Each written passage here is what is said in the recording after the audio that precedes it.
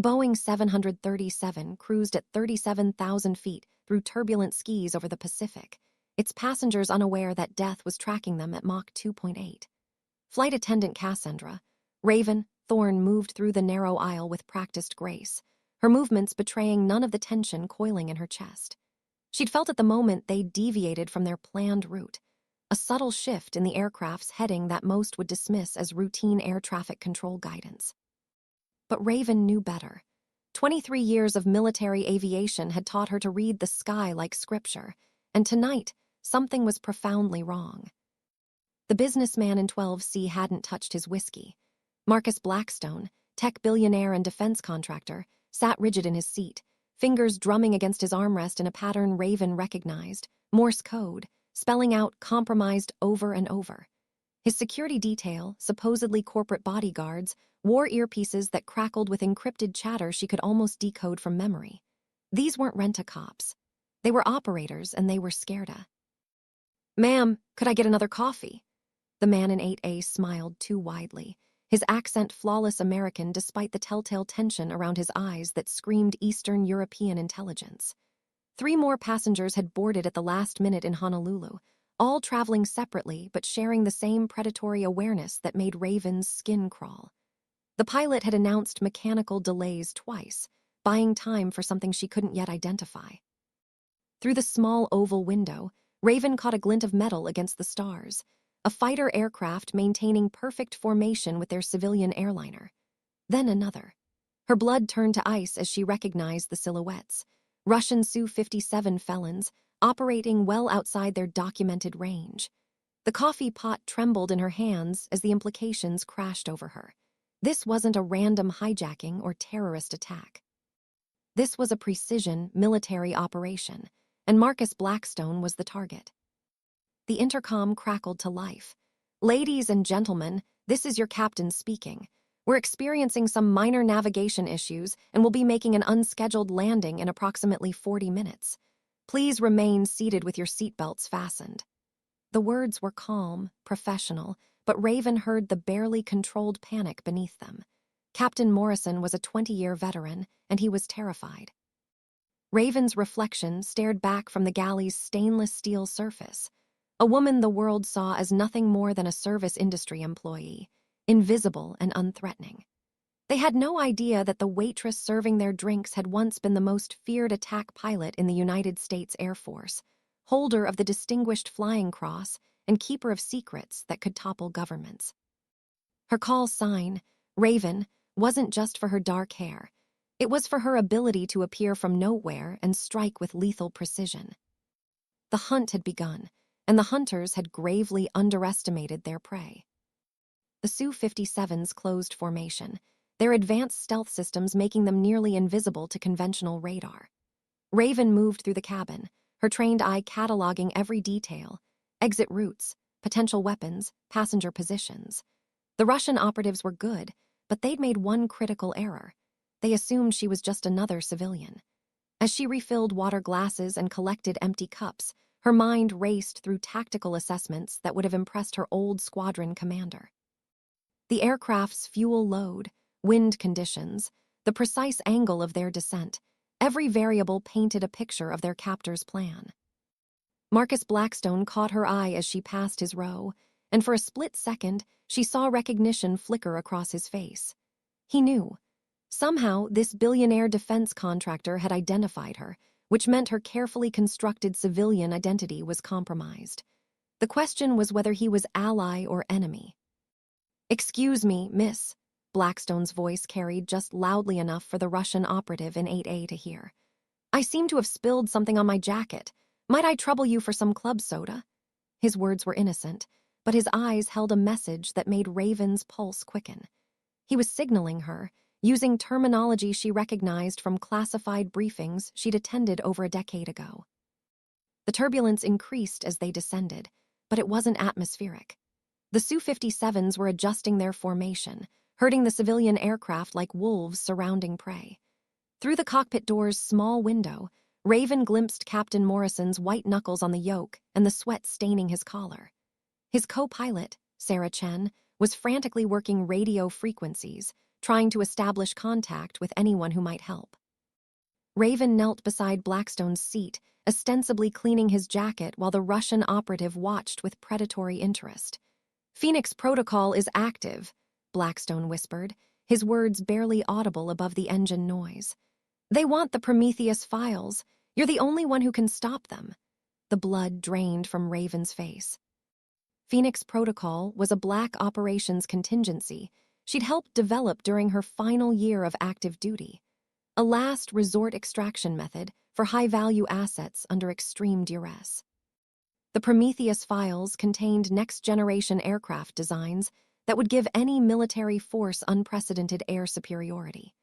If they fell into Russian hands, the balance of global power would shift overnight. But Phoenix Protocol required assets in position that hadn't been active for years, including pilots with specific clearance levels and combat experience. Pilots like Cassandra, Raven Thorne. "Control surface failure, port side," came Morrison's voice over the intercom, though Raven knew it was code. The Russians were taking direct control of the aircraft, probably through sophisticated cyber warfare techniques. In minutes, they'd be landing at some remote airstrip where Blackstone would disappear forever, along with the secrets that could reshape the world's military landscape.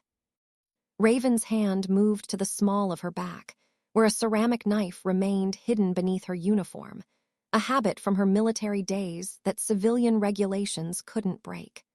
The Russian operatives had weapons, but they'd underestimated their opposition so completely that she might have one chance to turn the tables. The Su-57s banked hard to starboard, and Raven felt the commercial airliner respond to their electronic commands. Time was running out, and the woman they thought was just a waitress was about to remind them why her call sign had once struck fear into enemy pilots across 3 continents. "Sir," she said to Blackstone, her voice carrying the steel that had once commanded respect in ready rooms across the world, "I think it's time we introduced ourselves properly." The aircraft shuddered as its autopilot engaged, following the electronic leash that would guide them to capture and inevitable death. But the Russians had made a fundamental miscalculation. They'd brought conventional weapons to fight an unconventional war, and their greatest enemy was serving them drinks with a smile. Captain Morrison's voice crackled over the intercom again, more strained now. "Flight attendants, please prepare for landing in 30 minutes. But his eyes found Raven's through the cockpit window, and she saw the desperate hope of a military man who'd recognized something in her bearing that spoke to years of shared understanding. The Russians in 8A and 12F exchanged glances and began moving toward the cockpit, their cover blown by the urgency of their timeline. Blackstone's security detail tensed, hands moving toward concealed weapons with the fluid precision of special operations veterans. The aircraft had become a powder keg at 30,000 feet, with nearly 200 innocent passengers caught in the crossfire between forces they couldn't begin to comprehend. Raven stepped into the aisle, her posture shifting from subservient service worker to something far more dangerous. The transformation was subtle but unmistakable to anyone with military training. Shoulders back, center of gravity lowered, hands positioned for action rather than hospitality. The Russian operative in 8A noticed immediately, his expression shifting from casual confidence to sharp-eyed assessment. "Ladies and gentlemen," Raven announced, her voice carrying the authority of someone accustomed to being obeyed in life-or-death situations, "we're experiencing some turbulence. Please remain in your seats and keep your seatbelts fastened. This will be over soon." The promise in her words wasn't one of safety. It was a declaration of war. The Russian operative in 8A moved first, his hand reaching for the pistol concealed beneath his jacket with practiced efficiency. But Raven was already in motion, 23 years of combat reflexes compressed into a single fluid movement that carried her across the narrow aisle like a striking cobra. Her ceramic knife appeared in her hand, as if materialized from thin air, its matte black surface reflecting no light as it traced a deadly arc through the cramped confines of the aircraft cabin. The blade found its mark between the operative's 3rd and 4th ribs, sliding past bone and cartilage with surgical precision to pierce his heart. His eyes widened in shock, not just from the mortal wound, but from the impossible speed and skill of the woman he'd dismissed as a harmless civilian. Blood frothed from his lips as he tried to speak, but Raven was already moving, using his falling body as cover while she assessed the positions of his remaining colleagues. Blackstone's security detail exploded into action with the coordinated violence of a SEAL team, which Raven suspected they actually were. The passenger in 12F found himself facing the business end of a suppressed .45 caliber pistol before he could clear leather, while his partner in 17A discovered that the mild-mannered businessman in the adjacent seat was anything but civilian as a knife appeared at his throat. "FSB?" asked the lead security operative, a bear of a man whose scarred hands spoke of operations in places that didn't officially exist. "Spetsnaz," Raven replied, wiping her blade clean on the dead operative's jacket. "The real question is what the hell they want badly enough to risk an international incident over the Pacific."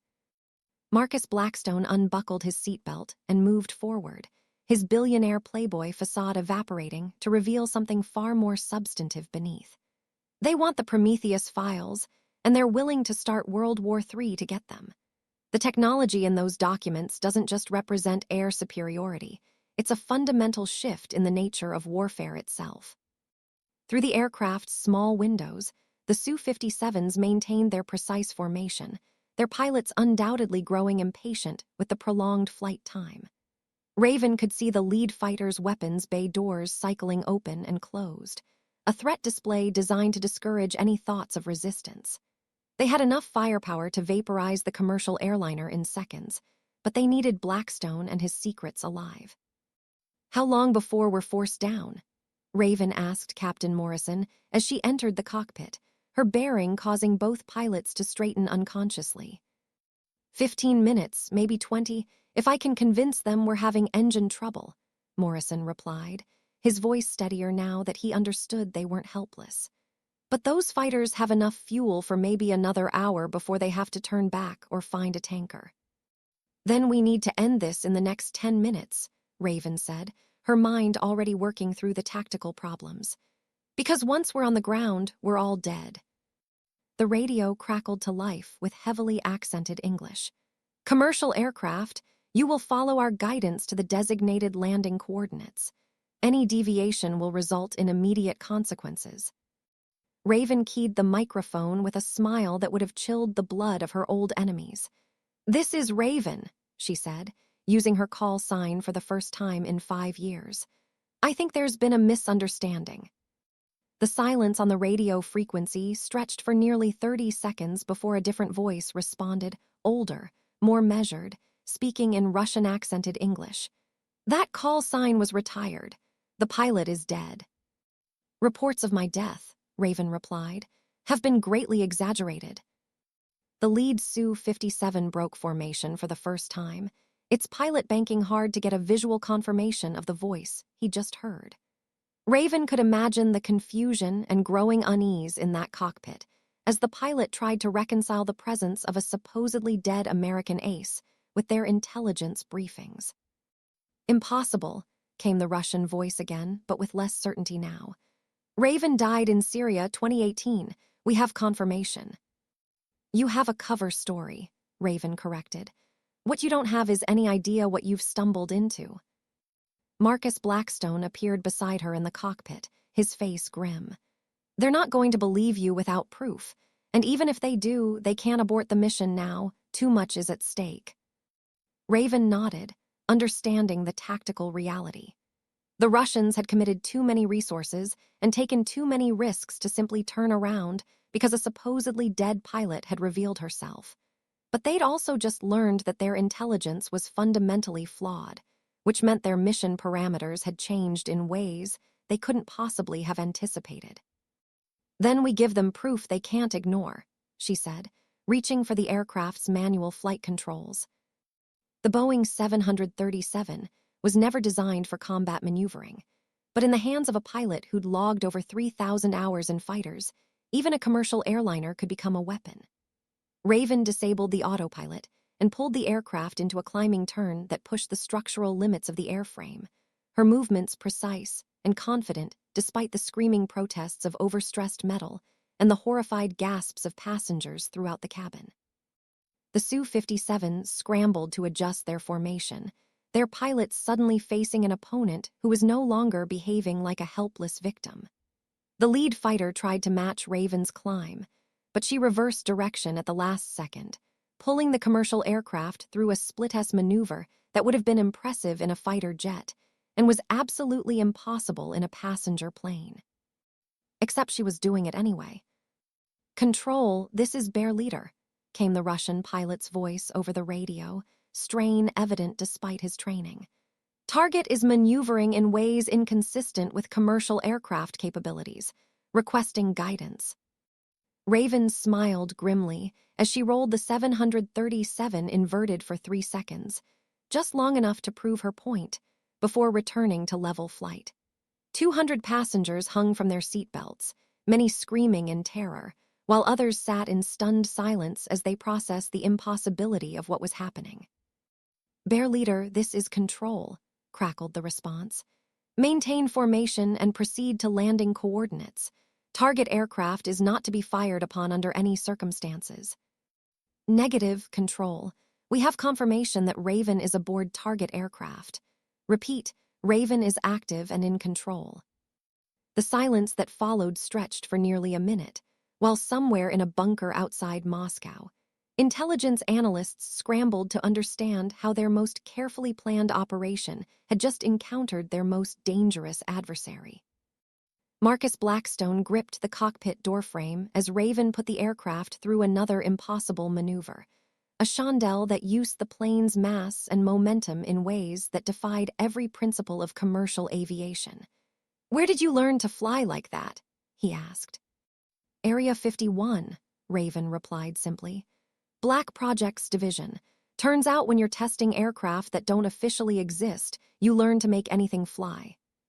The Russian pilots were growing increasingly agitated, their formation beginning to show the strain of trying to escort an aircraft that refused to behave predictably. Raven could hear their crosstalk on the radio frequency, snippets of Cyrillic that her language training allowed her to understand. They were arguing about rules of engagement, about mission parameters, about the growing realization that they were no longer hunting prey. They were trying to contain a predator. "Control, Bear Leader. Target is demonstrating capabilities beyond theoretical maximums for commercial aircraft, requesting immediate mission abort. Bear Leader, maintain position. New orders incoming." But Raven had no intention of waiting for new orders. She rolled the 737 to port and began a spiraling descent that used the aircraft's weight as a kinetic weapon, building speed while maintaining just enough control to avoid structural failure. The Su-57s found themselves in the impossible position of trying to match maneuvers that should have torn their escort apart while maintaining weapons lock on a target they couldn't afford to destroy. "This is insane," Captain Morrison breathed, watching his instruments redline as Raven pushed his aircraft beyond every safety margin. "We're going to break apart." "No," Raven said calmly. "We're going to survive. Because they need us alive, and I know exactly how much stress this airframe can take."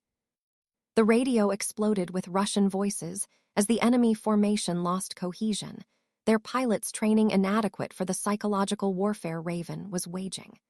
She wasn't just outflying them.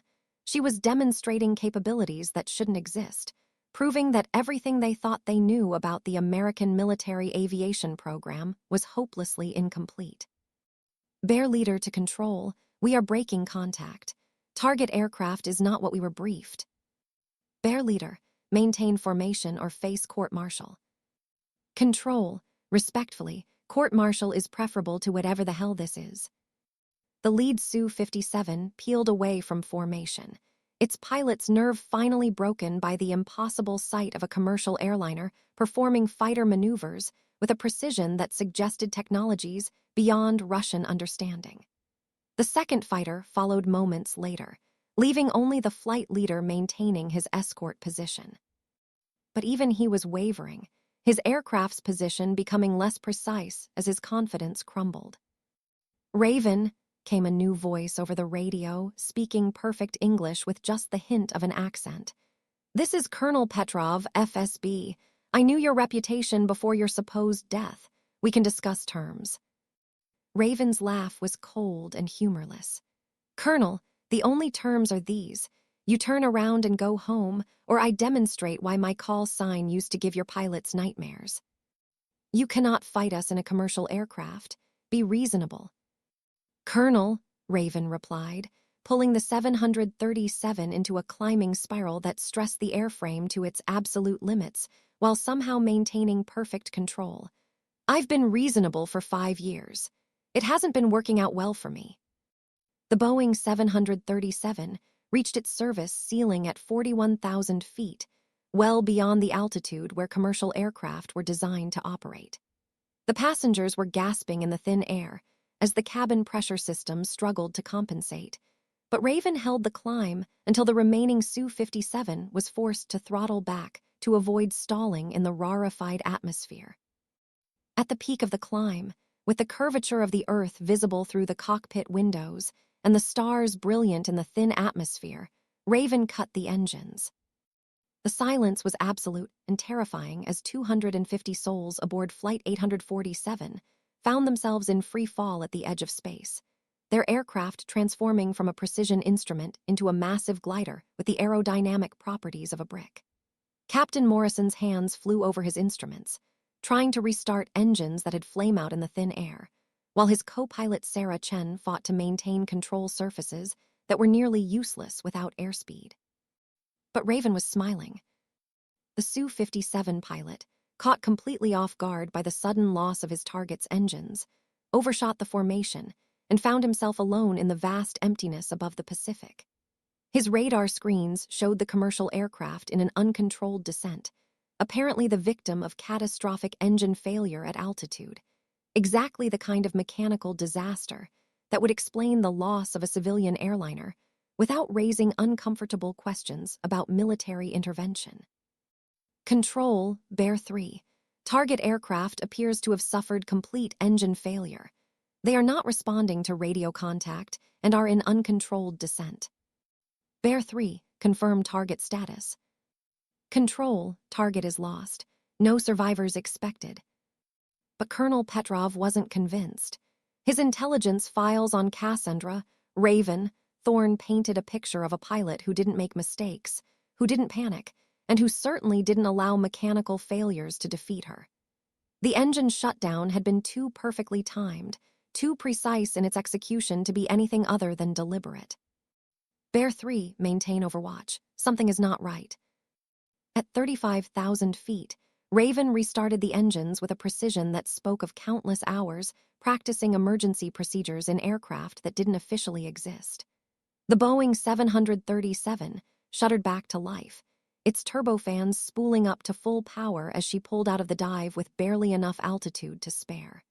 The G-forces pressed everyone aboard deep into their seats, but the aircraft held together through the violent recovery. The Su-57 pilot found himself staring at an impossible sight. The dead aircraft had returned to life, climbing back toward his altitude with renewed purpose. His training had never prepared him for an adversary who could kill and resurrect a commercial airliner at will, who could demonstrate such absolute control over forces that should have been beyond human capability. "Control, Bear 3, target aircraft has recovered. Engines are functional, aircraft is climbing." The silence from Moscow stretched for nearly 2 minutes as intelligence analysts and military commanders tried to process information that challenged everything they thought they knew about aeronautics and the limits of human skill. Marcus Blackstone unbuckled himself and moved to stand beside Raven in the cockpit, his face pale but his expression filled with something approaching awe. "The Phoenix Protocol," he said quietly. "This was always your contingency plan." "One of them," Raven replied, her attention focused on the tactical display as she brought the aircraft back to cruising altitude. "But we're not done yet. They'll be back with more fighters, more pilots, and orders to shoot us down rather than risk another demonstration." Captain Morrison was checking his instruments with the methodical precision of a pilot who just witnessed the impossible. "Ma'am, I don't know what just happened, but every gauge on this bird shows we should be scattered across the ocean in pieces. How did you know the airframe could handle that stress? Because I helped design the emergency protocols for this exact scenario, Raven said. The 737 MAX has structural reinforcements that aren't in the public specifications. Boeing builds them to handle combat stress loads, just in case. Just in case of what? Sarah Chen asked. Just in case someone like me needed to fight a war in a commercial airliner. The radio crackled to life with a new voice, younger than Colonel Petrov, but carrying the unmistakable authority of high command. American aircraft, this is General Kozlov, Russian Federation Air Force. You will immediately proceed to the designated landing coordinates, or we will engage with lethal force. Raven keyed the microphone with a smile that her old squadron mates would have recognized as particularly dangerous. General, this is Major Cassandra Thorne, United States Air Force, call sign Raven. And you have exactly 60 seconds to get your aircraft out of my airspace before I show you what happens when you threaten American civilians. Major Thorne died in Syria. You are an imposter. General, I'm about to give you a demonstration of capabilities that will require you to completely rewrite your intelligence estimates on American aviation technology. I suggest you use these next 55 seconds to consider whether that's really the conversation you want to have with your superiors. Through the cockpit windows, they could see new contrails approaching from the north. At least 6 more Russian fighters converging on their position with the coordinated precision of a military operation that had moved far beyond simple hijacking into the realm of international incident. But Raven was no longer the hunted. The woman they'd dismissed as a waitress had just transformed into something far more dangerous, and the sky above the Pacific was about to become a very unfriendly place for anyone who stood between her and the protection of the innocent souls aboard Flight 847.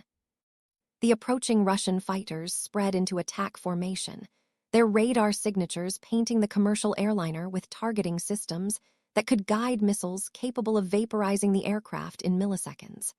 But they were following protocols designed for conventional aerial combat, engaging an opponent who would respond predictably to superior numbers and firepower. They had no idea they were about to face a pilot who had spent 7 years testing aircraft that violated every known principle of aerodynamics, who had logged combat hours in machines that existed only in the deepest black projects of the American military-industrial complex. Raven's official service record showed her flying F-22 Raptors and F-35 Lightning IIs, but her classified missions had involved platforms that wouldn't enter service for decades, if they were ever acknowledged to exist at all. Contacts bearing 270, altitude Angels 38, reported Sarah Chen, her voice tight with professional control despite the impossible situation. Count 6, possibly 8 fighters inbound. Marcus Blackstone activated a device that had been concealed in his briefcase, a military-grade communications array that immediately began broadcasting encrypted signals on frequencies that officially didn't exist. Phoenix Base, this is Prometheus. Package is secure, but we need immediate support. Russian fighters are moving to intercept. The response came within seconds. Prometheus, Phoenix Base, assets are moving to your position. ETA 12 minutes. Can you maintain? Phoenix Base, Raven is flying the bus. Will maintain. Raven's reputation evidently preceded her even in the black operations community, because the radio operator's voice noticeably relaxed. Understood, Prometheus. Raven, good to have you back. The lead Russian fighter locked onto Flight 847 with targeting radar. The electronic warfare systems aboard the Su-57 painting the commercial aircraft with energy signatures that should have panicked any civilian pilot into immediate surrender. Instead, Raven activated countermeasures that shouldn't have existed on a Boeing 737, filling the electromagnetic spectrum with chaff and electronic noise that turned the Russian targeting systems into expensive paperweights. What the hell? The Russian pilot's voice cut through the radio static, his professional composure cracking as his weapons systems reported impossible readings. Control! My targeting computer is showing defensive capabilities beyond known parameters. General Kozlov's voice cut through the chatter with the cold authority of a man who'd fought in conflicts spanning 3 decades. All units, switch to manual targeting. Electronic warfare countermeasures are ineffective against visual acquisition. But Raven was already moving, pulling the commercial airliner into a diving turn that used the aircraft's mass and the curvature of the Earth to break the visual tracking of pilots who were struggling to understand how their target continued to violate the laws of physics. She rolled the 737 through a series of barrel rolls that stressed the airframe beyond its design limits, while somehow maintaining perfect control, her movements flowing from one impossible maneuver to the next with the fluid grace of a dancer. The Russian fighters found themselves trying to maintain formation with an opponent who refused to behave like prey, who seemed to anticipate their movements and counter them before they were fully executed. Their training had prepared them for air-to-air combat against enemy fighters, for ground attack missions against hardened targets, for electronic warfare against sophisticated opponents. But nothing in their experience had prepared them to engage a commercial airliner that flew like a fighter jet while carrying 200 civilian passengers. General, this is Bear Squadron Leader. Target is demonstrating capabilities that exceed our intelligence estimates by several orders of magnitude, requesting permission to break contact. Bear Squadron, maintain engagement. Use of lethal force is authorized. The radio fell silent as the Russian pilots processed orders that violated every principle of civilized warfare. Shooting down a commercial airliner with civilian passengers aboard was an act that would trigger immediate retaliation from NATO forces, potentially escalating into full-scale nuclear conflict. But they were soldiers, and they had their orders. The first missile launch lit up the sky like a miniature sun, its solid rocket motor leaving a contrail of superheated plasma as it accelerated toward Flight 847 at 3 times the speed of sound. But Raven had been expecting it, had seen the launch sequence begin before the Russian pilot had finished acquiring his target. She rolled the commercial aircraft inverted and pulled into a dive that used the Earth's gravity to accelerate beyond the missile's ability to maneuver, watching the weapons streak harmlessly past before detonating in the empty air where they would have been if she'd continued on a predictable course. "Missile miss," reported the Russian pilot, his voice tight with disbelief. "Target evaded. Repeat, target evaded." A second missile followed, then a third, each launch adding to the surreal ballet of death unfolding at 37,000 feet. Raven evaded them all with maneuvers that should have been impossible, using the commercial aircraft's unexpected agility and her own supernatural skill to dance between weapons that could have destroyed an entire squadron of conventional fighters. But she wasn't just evading, she was teaching. Each impossible maneuver demonstrated capabilities that the Russian intelligence services would spend decades trying to understand, revealing technologies and techniques that suggested American aviation development was years ahead of their estimates. The woman they dismissed as a civilian was single-handedly rewriting their threat assessments while protecting the lives of everyone aboard Flight 847. The radio crackled with new voices as American fighters entered the engagement zone, their arrival announced by the distinctive whine of F-22 Raptors operating at supersonic cruise. "Raven, this is Ghost Rider Lead. We have you on scope and are moving to intercept bandits. Break left and maintain altitude." "Ghost Rider Lead, Raven. Negative on the break. I'm not finished with these guys yet." The lead Russian pilot found himself caught between the approaching American fighters and a commercial aircraft that continued to demonstrate impossible capabilities. His orders were clear, but his survival instincts were screaming warnings about engaging an opponent who seemed to anticipate his every move while displaying technologies that shouldn't exist. "Control, Bear Leader. American fighters are entering the engagement zone, requesting immediate extraction." "Bear Leader, complete your mission. The package must not reach American hands." But it was too late for extraction, too late for mission completion, Too late for anything except the grim mathematics of aerial combat between forces that had never been intended to meet in open battle. The sky above the Pacific had become a three-dimensional chessboard where every move carried the weight of international consequences, where a single mistake could trigger the Third World War. And in the center of it all, Cassandra Raven Thorne flew a commercial airliner with the precision of a surgeon and the aggression of a warrior, protecting her passengers while demonstrating why her call sign had once struck fear into the hearts of America's enemies across the globe. The American F-22s split into combat formation, their stealth characteristics making them nearly invisible to Russian radar until they chose to reveal themselves. But Raven wasn't waiting for rescue. She was orchestrating a demonstration that would haunt Russian intelligence analysts for decades to come. "Bear Squadron, you have 30 seconds to break contact and return to base," she broadcast on the emergency frequency. "After that, I stop playing defense." The Russian pilots had seen enough impossible maneuvers to understand this wasn't an idle threat. The woman flying the commercial aircraft had already proven that conventional rules didn't apply to her, that she possessed capabilities that transcended normal understanding of aviation physics. But they were professional soldiers with orders, and retreat in the face of a single opponent, even one as dangerous as Raven, would be a humiliation their careers wouldn't survive. "All units, engage at will," came General Kozlov's voice, cold and final. The Russian fighters dove toward Flight 847 in a coordinated attack that should have overwhelmed any defense, their pilots executing textbook maneuvers while firing everything in their arsenals. Missiles and cannon fire filled the air around the commercial airliner, creating a deadly web of explosives and projectiles that no aircraft should have been able to survive. But Raven had spent 7 years learning to fly machines that existed at the intersection of aerodynamics and impossibility. She pulled the Boeing 737 through a series of evasive maneuvers that used every principle of energy management she'd learned in fighters, while somehow maintaining the structural integrity of an aircraft never designed for combat.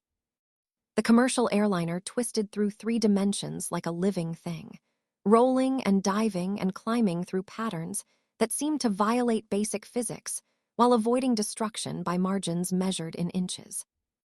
The American F-22s struck like ghosts, their stealth approach allowing them to achieve perfect positioning before revealing themselves with devastating missile salvos. 3 Russian fighters disappeared from the engagement in as many seconds, their pilots having barely enough time to register the threat before their aircraft disintegrated around them. But the real shock came from Flight 847 itself. As the remaining Russian fighters tried to regroup, Raven rolled the commercial airliner inverted and pulled into a climbing turn that brought her onto the tail of the nearest Su-57. The Russian pilot found himself being pursued by a Boeing 737 flying a perfect intercept course, the commercial aircraft matching his every evasive maneuver with supernatural precision. "This is impossible," he transmitted, his voice cracking with stress as the airliner maintained position despite maneuvers that should have stalled out any civilian aircraft. "A commercial plane cannot fly like this." "Bear 3, break contact immediately," ordered his squadron leader, but it was too late. Raven had already demonstrated that she could match and exceed the performance of dedicated fighter aircraft while flying a machine loaded with civilian passengers. The psychological impact was devastating. If American civilian aircraft could perform like military fighters, what capabilities did their actual military platforms possess? The engagement ended as abruptly as it had begun. The surviving Russian fighters disengaged and fled toward their distant bases, their pilots' reports destined to trigger a complete revision of threat assessments and strategic planning. They had encountered capabilities that shouldn't exist, witnessed impossible maneuvers performed by someone who should have been nothing more than a civilian crew member. "Phoenix Base, this is Prometheus," Marcus Blackstone transmitted as Flight 847 resumed its original heading. "Package is secure. Raven sends her regards." "Prometheus, Phoenix Base. Welcome home, Raven. It's been too long." Captain Morrison slumped in his pilot's seat, his hands shaking as the adrenaline began to fade. Ma'am, I've been flying for 23 years, and I've never seen anything like what just happened. How is any of this possible? Raven's smile was tired but satisfied as she returned control of the aircraft to its captain. Because sometimes the best place to hide is in plain sight. Sometimes the most dangerous people are the ones serving you coffee and pretending to be harmless. As Flight 847 continued toward its destination, now escorted by American fighters that maintained a discreet distance, the passengers slowly began to process what they had witnessed. Most would never fully understand the true nature of the battle they'd survived, would dismiss the impossible maneuvers as the result of panic and perspective. But a few, mostly those with military backgrounds, recognized that they had just witnessed something that would change their understanding of what was possible in the realm of aerial combat. In the galley, Raven resumed her duties as a flight attendant, serving drinks and collecting trash as if nothing extraordinary had occurred. But her eyes held the satisfaction of someone who had just reminded the world's intelligence services that America's greatest assets often came in unexpected packages. The woman they dismissed as just a waitress had just single-handedly prevented an international incident while demonstrating capabilities that would reshape global threat assessments for decades to come. And she'd done it all while ensuring that not a single passenger aboard Flight 847 was harmed. Marcus Blackstone approached the galley as the "fasten seatbelt" sign finally went dark, his expression mixing gratitude with newfound respect. "The Prometheus files," he said quietly. "They contain design specifications for aircraft like what you just flew, civilian platforms with military capabilities integrated so seamlessly that our enemies never see them coming." "I know," Raven replied, refilling his whiskey glass. "I helped write them.